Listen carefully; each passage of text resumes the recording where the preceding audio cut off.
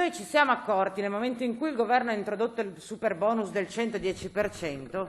che una parte rilevante del patrimonio immobiliare del Paese e della Regione era costruita in maniera non conforme al titolo edilizio in possesso. Se quello che noi abbiamo in mente, consigliere Valdegamberi, è davvero sanare situazioni di questo tipo per tutti quei cittadini che comunque vorrebbero investire in un processo di riqualificazione energetica e accedendo al bonus 110%,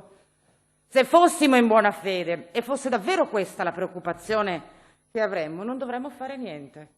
perché è già intervenuto il governo e ci ha già detto che per gli interventi del super bonus 110% è sufficiente una CILA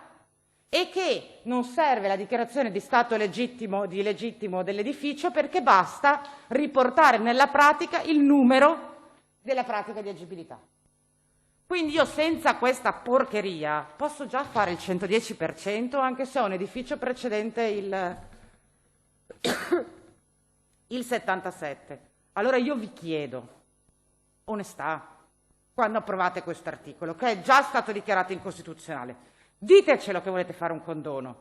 ditelo ai veneti, magari sono anche contenti, ma in quest'Aula le prese in giro io penso che ce le dovremmo risparmiare.